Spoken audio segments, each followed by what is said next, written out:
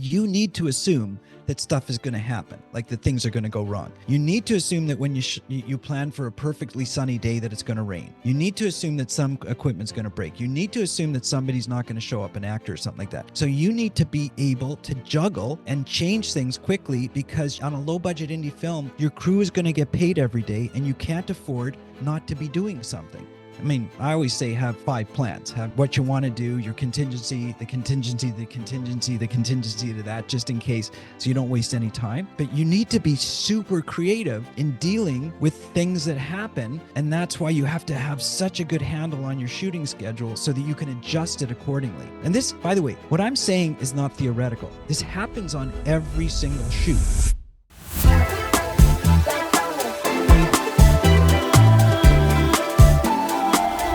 If you're not good at Excel, then you're going to struggle with this, because you need to know how to sort in Excel. You need to do how to multiple sorts and stuff like that. So, it's much easier to use Studio Binder, one of the others, apps, if you're not good at Excel. But I'm going to add something, and this is what I tell all my students. If you're not good at Excel, you're going to not be good at the film business. Excel is such an important tool for budgeting, for scheduling, for everything you do in business. So I'm going to say to you that if you really want to be a really good filmmaker, then you should learn how to use Excel. You don't have to be an expert on it, but you have to at least know how to do the basic stuff, which includes doing a data sort. And it's really not that hard to do. It's really, really easy. But I'm going to tell you that it's the number one most important business tool and organizational tool in life in general. Like, I do everything in Excel. So if you can figure out how to use Excel, it'll elevate you as a filmmaker for sure. It'll make you way more powerful. It's the most powerful tool that you'll ever use in business, and it'll help you become way more successful. So you can say, well, I don't want to learn Excel. I'll just use Studio Binder. And that's fine. You can do it. But if you do Excel, number one, you'll be better at Studio Binder, because Studio Binder, all these programs are based on an Excel format. And when you start to do it, you'll see just how powerful it becomes a tool for you to use to customize your own schedule. So that's why I strongly recommend that, I know Sally said, oh, and then I sort this and I do this and I do that. And everybody's thinking, oh, well, I don't know how to do it. And I'm saying, just learn. I'm telling you, in a couple of hours, you could learn Excel off of a YouTube video, and you'll thank me forever for pushing you to do it. I would jump in and highly recommend it as well. I'm a business major, and one of the first classes I ever had in college was a Excel course, and it was just a full 8-week class on learning Excel, and it pretty much solidified every single class after that. I used Excel for almost every single class throughout my 4-year degree, and even now after I've graduated, I still use it for pretty much every project that I work on. Is just I've got a side. I might have something that I do in a video editing software, but then I'll have an Excel template running where I can track things, where I can sort things, where I can keep running tabs on things. So it kind of is a management software that you can use to track things. You can also use it for data analysis. You can use it for so many things. So I would, like Jeff said, it will help with pretty much everything. Yeah, it's an organizational program. It's a way of thinking in columns and rows to organize your thoughts. And it doesn't have to necessarily be numbers. I mean, like you say, I use it for everything. I use it for scheduling. I use it for a lot of non-number things. Obviously, I use it for all my number things too. All financial statements, everything are done on that, all charts, everything. It's just a great way to organize everything you're doing.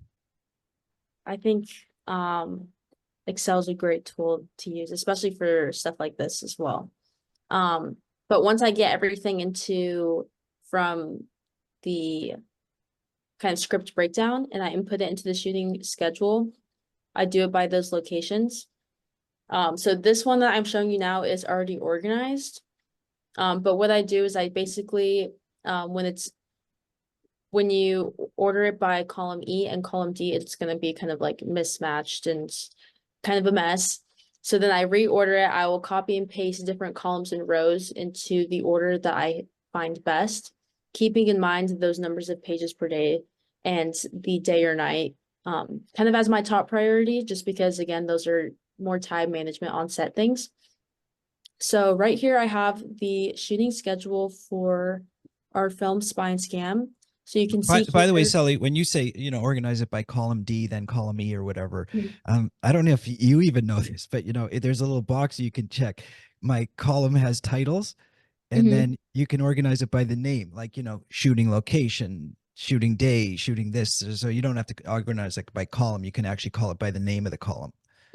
Yeah, so those columns are just location and then Right. description and setting, stuff like that.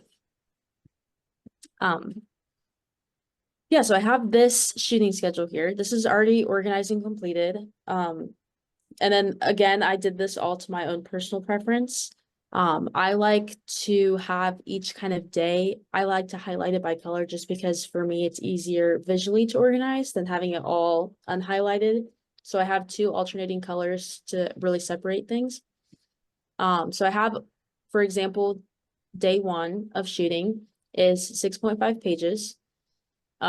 There's two locations in a bar and a hookah lounge. Both of those locations are very similar and can be set dressed differently or add different props in and out, so they could hopefully generally be one location. And then I have the exterior as the first thing we're shooting. These are all done at night, which is why I grouped them together as well, just so it'll be a late day for shooting. And then I started with the exterior first, and then we moved to interior for the rest of the day. Okay, And just Mhm. because I teach and I don't take things for granted that you're taking for granted, how do you know it's 6.5 pages per day? Where'd you get that from? So in the scene breakdown, I put the number of pages, and then in Excel you can kind of highlight the cells, and it'll tell you if you don't want to add up the 0.5, 0.25 plus 1 plus, and keep doing that, it'll tell you the total. So when I was organizing it, would highlight different cells that I thought would work well together until I got to a 6.5 or around a 5. Some of the scenes are 4 pages, 4.5. There's one that's only 2.75 pages. So why would one be 6.5 and one 2.75? Explain that.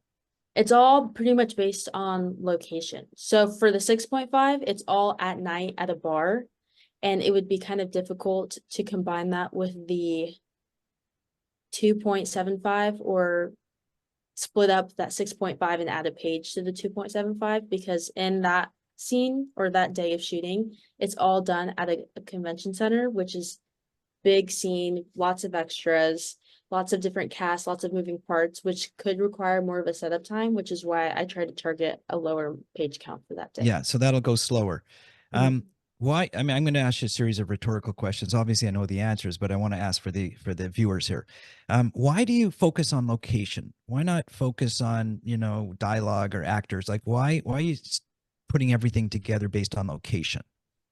Just because, from my understanding, locations, when you're thinking about a project from a producer standpoint, kind of where money is going and how much money it's going to take, I think time definitely is money.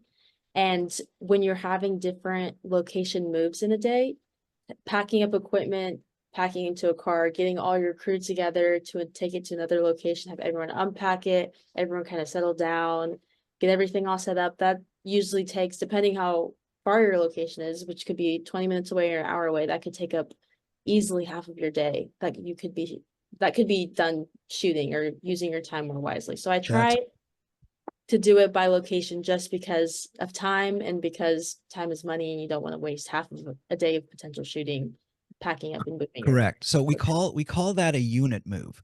Mhm. When the you're on one location and now you have to pack up, load the trucks, get everybody to drive to the next location, unpack, set up the equipment again. As you say, you could waste a half a day moving your unit. So, and that's inefficient. So if you can schedule stuff in the same location, it's way more cost effective to shoot that way. Even to the point where if one location can lend itself to two types of scenes that aren't even based in that location. Like, I'll give you an example. Okay, let's say that what I said earlier. Okay, you got some scenes that take place in an office, and then some scenes that take place in a kitchen at someone's house. All right, if you could find an office building, or, you know, the office location that has the nice office that you want, but also has a kitchen that looks like an office kitchen, but you could dress it up to double it to look like someone's, kitchen in their house just by putting up some artwork and maybe a fake window and, maybe a stuff that you would see in a house kitchen as opposed to a corporate kitchen. And be able to, let's say, you needed a half a day shooting in an office and a half a day shooting at someone's house kitchen. If you could dress that kitchen up so you don't have to move the unit, then you could shoot both of those sets of scenes at the same location in the same day, as opposed to shooting the office scene and then having to move, and you're not going to get the other kitchen in because the rest of the day is going to be blown by doing the move. So that's the kind of stuff you got to get really creative with. Your art department has to get really creative with, and your director too, to say, hey, let's try to double this or use this so that we don't have to do a unit move. Unit moves, like for me as a producer / director, our unit moves are the worst thing I ever see on a schedule, move unit, because I know that it eats up literally a half a day or more, or sometimes you can't even do it in the same day. You just can't get there at the right time. Like if there's weather situations or distance, or depending on how much equipment you have to move and everything, you basically are just blowing. The unit move is just a waste of time if you can avoid it. Mm-hmm. Definitely. And I also think that just goes to show like a big difference between Hollywood producing and indie producing. I know everyone says like producing is all business and numbers and scheduling, which is a big part of it. But I think especially with independent films, producing can also be very creative. Kind of how you're talking about that jigsaw puzzle, how you're really figuring out all the bits and pieces and working with different departments, the director, art department, and really figuring out different ways of creative ways to get things done. I can tell you from experience. Yeah. I have directed 3 films. I've line produced 5 and I've produced 7, actually, and I've executive produced 9. All right. So I can tell you that the line producer juggling all the stuff that we're talking about, the moves, the setups, the locations, the this, the that, all that kind of stuff, involves what I'm going to say a way more challenging creativity than what the director does, because the director is just being creative in telling the story within the scene that within the location that's there. So I'm not belittling that. That's very important to have a vision of how you want the cameras to move and the lights and the actors and everything. There's a lot that goes into that. You got to be super creative. That's sort of an artistic creation. But figuring out all the logistics, you have so many what I call balls in the air in terms of juggling when you're a line producer, is just as creative in a different way, but in some ways way more challenging, because the director it's sort of a fixed environment. They know what they're working within and what they have to work with. All right. Whereas a line producer, everything comes at you differently. Like all of a sudden it starts raining. Now what do you do? All of a sudden, a piece of equipment breaks. Now what do you do? All of a sudden, an actor gets sick. Now what do you do? The show must go on, and the line producer / first AD has to figure out on the spot how to I always say have 5 plans. Have your what you want to do, your contingency, the contingency to that, just in case, so you don't waste any time. But you need to be super creative in dealing with things that happen. And that's why you have to have such a good handle on your shooting schedule so that you can adjust it accordingly. And this, by the way, what I'm saying is not theoretical. This happens on every single shoot. You need to assume that stuff is going to happen, like that things are going to go wrong. You need to assume that when you plan for a perfectly sunny day that it's going to rain. You need to assume that some equipment's going to break. You need to assume that somebody's not going to show up, an actor or something like that. So you need to be able to juggle and change things quickly, because you can't, on a low budget indie film, your crew is going to get paid every day and you can't afford not to be doing something. So you have to have contingency plans and be able to readjust that schedule and get super creative. Now you're standing on a outdoor set and it's raining and you can't shoot. So a bad producer will say, oh, I'm done. I'm going to lose a day of shooting. A good producer will say, okay, now what? You step back, you take a deep breath, and you think, okay, now what do we do? And you figure it out. Now, a really, really, really good producer will have already had a contingency plan for that. Even though most of you don't want your contingency plans to ever be used. You don't want it to rain. but you've already had a contingency plan saying, if it rains that day, we're close to this location. I know I can make a phone call, get that. We can move the crew, 10 minutes down the road, even though we'll waste, a third of a day doing it. At least we won't waste the whole day. That's the secret to this whole thing. Now, this is going backwards a little bit, but in both of your experience, how far in advance of the shooting should you create your schedule and all of these contingency plans? Well, I mean, I like creating the schedule right after we have the script. Now, the crazy thing is the script's going to keep changing also. Okay. But dialogue changes in the script don't matter because it's the same location. It's only location changes in the script that matter. You try to keep those to a minimum if possible. But when you have, what we call a sort of final script, because there's no such thing as a final script until you actually shoot it. There's lots going to be changes all the time, right? But a sort of, what I call a sort of final script is most of the locations are not going to change. There might be some dialogue change. There might be a little character change and maybe some art direction change or whatever, but it's not going to be a location change. So I like to schedule as soon as we have a script. So, because the schedule is the foundation for everything, to build the budget, to start thinking about location scouting, to start thinking about casting, start thinking about everything. What do you think, Sally? Yeah, I agree. I like having the kind of the script breakdown and shooting schedule as soon as the script is done, just because I think that kind of sets the basis for everything else for pre-production. Like even when you're casting, figuring out, I haven't even gotten to the day of days yet, but the day of days, figuring out how long you need your actors for what days. I like having all the shooting days in certain numbers. It just sets up all of the organization for the rest of pre-production pretty much. And then also tracking back a little bit, a question for you, Jeff. In those instances where you do maybe a camera breaks or something happens and you don't have that contingency plan set up, would it be better financially for you to call off a day and not, would you still pay your crew for the full day's rate? Or how does that work? Would it be better to shoot what you can or just say, okay, today's a half day, everyone can go home? Okay, so that's a great question. And it depends on who you are and how you do business. So me, when I make my style is when I make a commitment to my crew that they're going to get paid every day that they show up, it's my responsibility to make sure that I pay them for every day. And it's not their fault that it rained or that sometimes it is their fault that the camera broke because somebody dropped it. All right. So, but that stuff happens, right? So my philosophy is they're there to work. They need to make a living. I'm going to pay them. All right. Now, a lot of indie film producers would say, sorry, guys, we can't shoot today. I don't have any money and you're not getting paid. Or some of them aren't even paying their crews. Right. But that's not how I do it. I would pay for the day. And I would say, everybody if something happened first thing in the morning, I would say, okay, everybody take a couple hours, chill out, relax, go whatever you want to do, be back on set at 11 a.m. We're getting another camera. Now, me, I would already have a second camera. Like I never shoot without two cameras. One, because I like to get coverage from two cameras, but two, in case something breaks, so you can keep going. So my style is always have two cameras, sometimes three.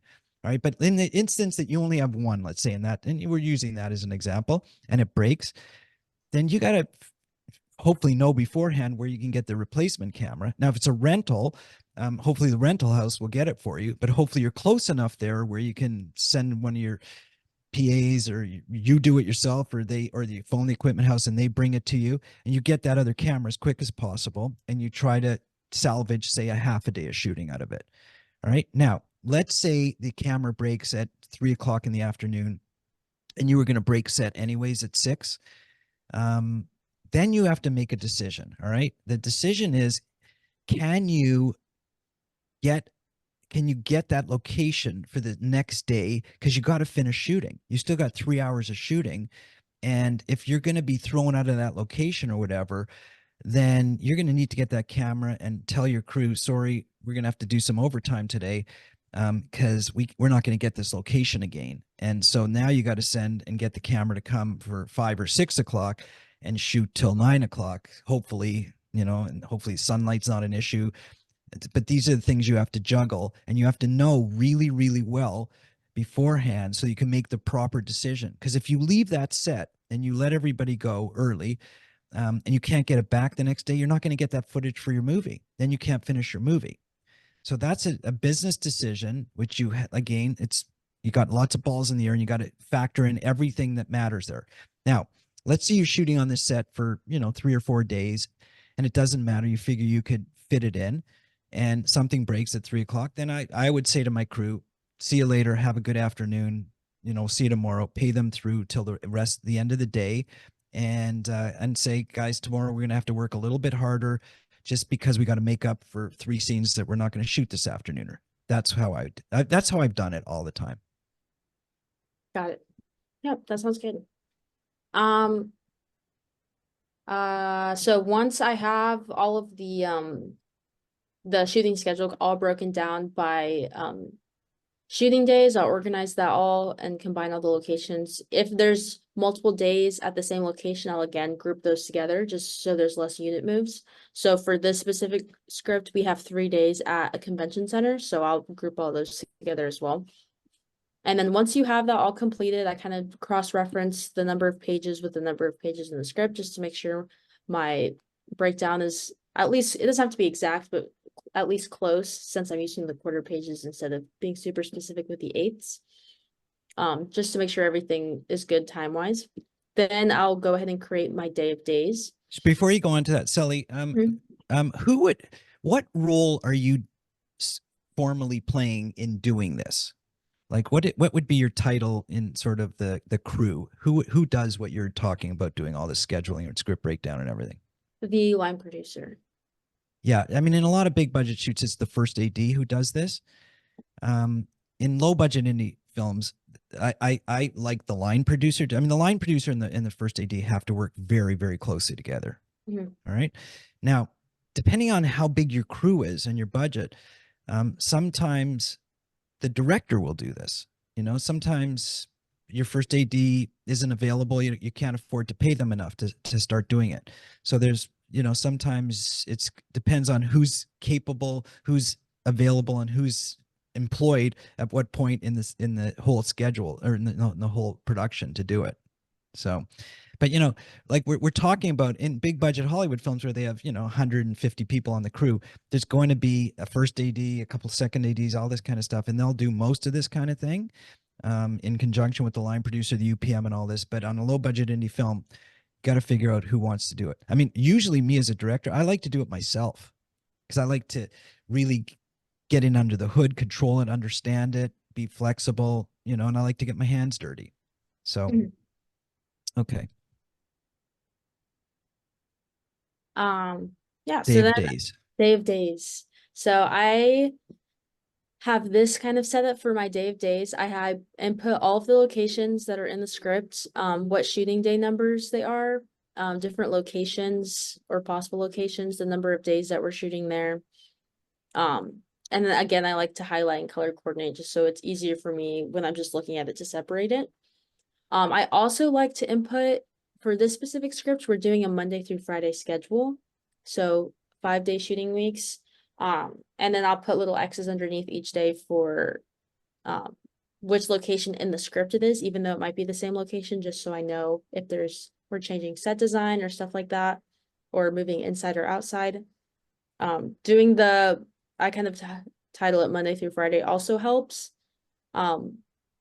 For this film as well, we're working with SAG. So when you're coming up with people's weekly or daily rates, I think it's based on it's 4 days, right, Jeff?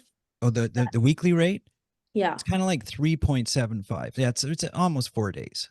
If you're using somebody for 4 days or more in a week, it's cheaper to pay them the weekly rate than the daily rate.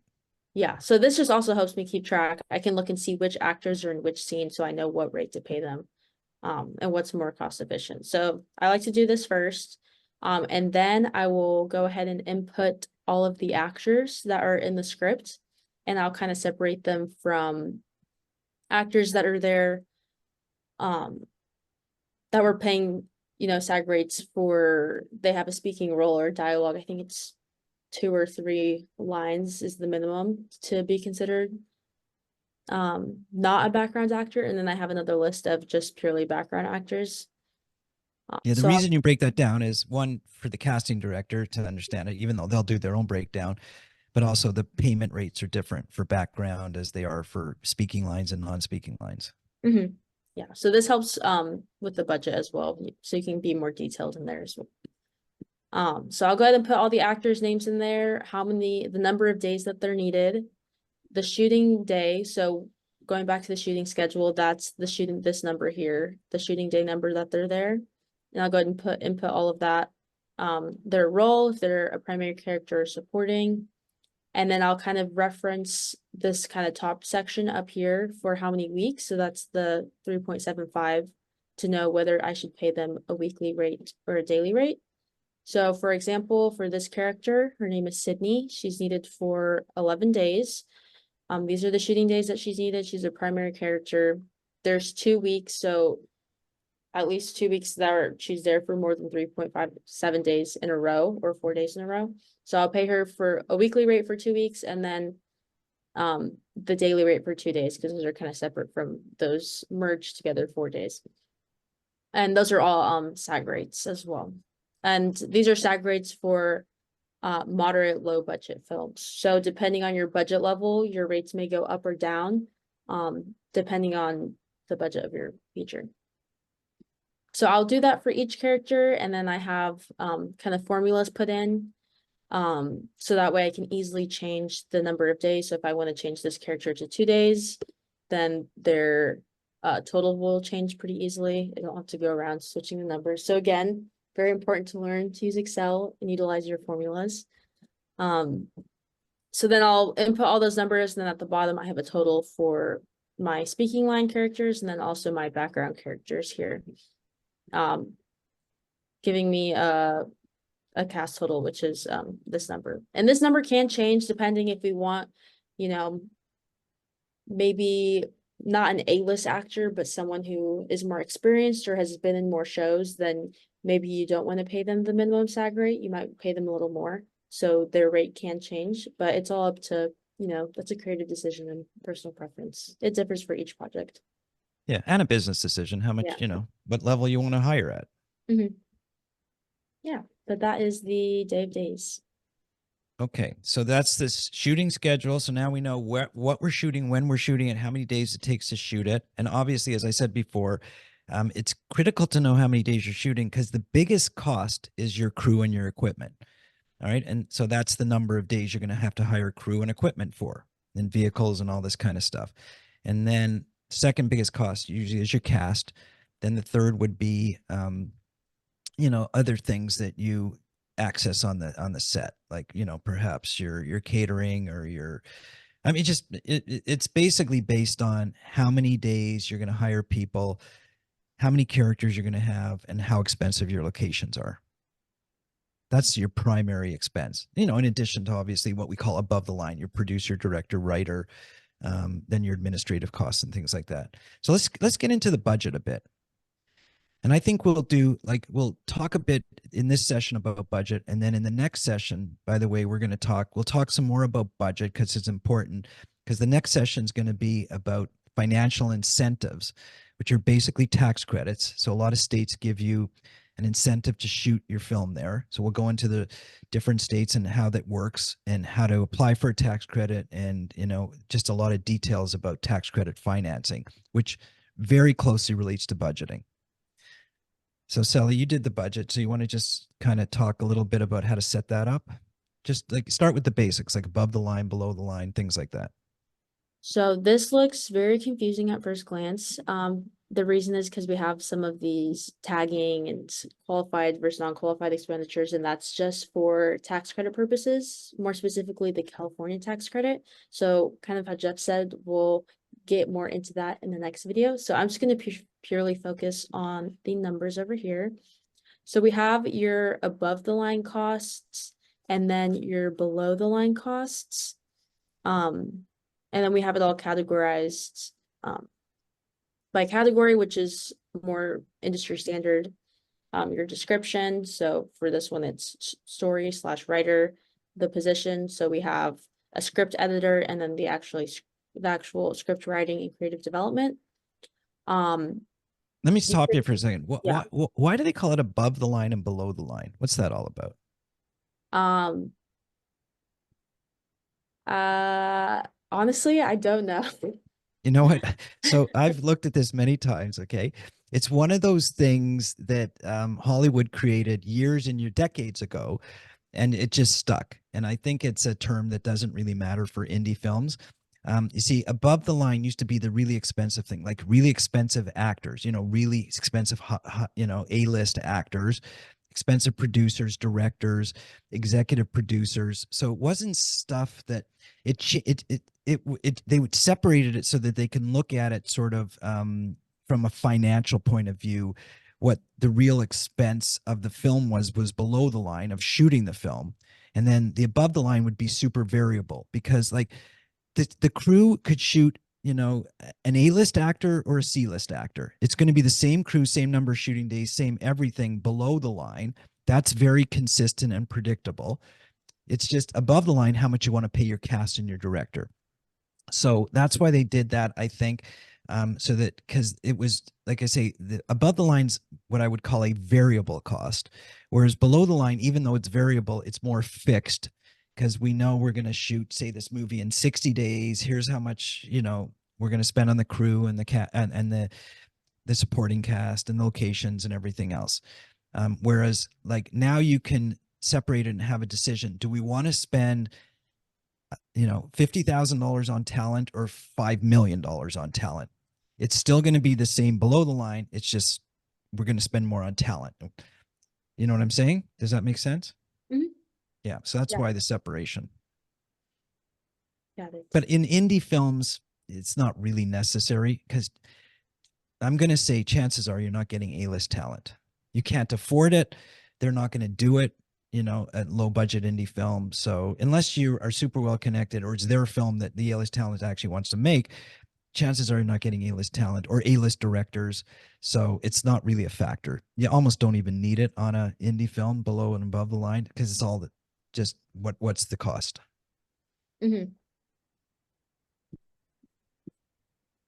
Got it. Let's talk about those categories. Like why is Okay. there not why numbered categories? What's that all about?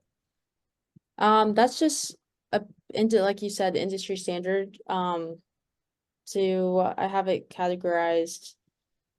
I mean, you input these numbers here, Jeff. Yeah, the numbers are generally for the accounting department. Afterwards, if you're going to do financial statements and account and do, you know, like financial reports, most of the financing, like the accounting programs, have accounts with have numbers on them. So like, you know, this account, like if you get into accounting, you'll see that they're all numbered accounts. So that's what that matches. So each sort of section has a numbered account so that you can refer to it in the financials, like the bookkeeping and the financial statements, very quickly. So that as remember I said I like to use the actors' names to tag as opposed to numbers. The financing people, they like to use numbers for each of their things, which makes more sense. So go to 7.2 and you will see these expenses in the accounts in the bookkeeping. That's what that matches. Perfect. Yeah, so we have those categories all throughout here in the budget. It goes all the way to 20.1 or 01. And that's based on a low budget indie film. All right. And a big budget film, you could have 80 or 90 categories there easily, or well over 100. Yeah. I mean, this budget is what, 235 lines? Again, this is a low budget indie film. All right. On a big budget film, this could be, I don't know, 3,000 lines, special effects, this, that, everything. I mean, there's so much more that goes into big Hollywood films. So we're talking, you know, even the difference number of lines in a budget is different. And you can also get more like detailed in the budget. For example, like in that first section that I mentioned, the story and the writer, you could get or maybe not that one, just other expenses like costs to print a script. Like that's going to Exactly. be like Yeah. you can get as detailed as you want within each category. This is a good basis to start with. So that way we know how much, like we have this $10,000 to spend here. How are we gonna we'll spend 100 on printing the script, another 100 I don't know, Yeah. on gas. So this is what or they call a stuff top like sheet. that. It's an overview. It's not quite a top sheet because a top sheet is generally just one sheet, but this is an overview budget more so than a super detailed budget. Mhm. And because for low budget indie film, that's fine. That serves the purpose. We don't need to know how much each page to photocopy a script is going to be. We just estimate it and put in we say it's $200 for script photocopying or something like that. And we don't even do that. We just call it script and we say everything that goes in there, is this category. So it is a bit of an overview. We can get more detailed, but at some point you drive yourself crazy because a lot of it's just guessing anyways at this point. But it's guessing based on your experience because you've done it before. But also, who cares if a photocopy is 2 cents or 2.2 cents? It's going to sort of work. That's such a minor detail. The bigger details you want to get right, and the little ones will figure themselves out. Like if you get a location wrong by $5,000, that's going to eat up your photocopy budget 500 times probably. So those are the things you really want to focus on. All right, I'm going to suggest that we stop here for this session because this was primarily about scheduling, and there was a lot to talk about. And then in the next session, we'll pick up on budgeting, go into more detail, and show you how it relates to what Sally's talked about, qualified and non-qualified expenditures for the sake of getting a state tax credit, which is really important to understand for financing your project. Okay, thanks for listening. We shall see you next time. Thanks for watching this episode of We're Making a Movie. Make sure to subscribe to stay tuned for our next episode.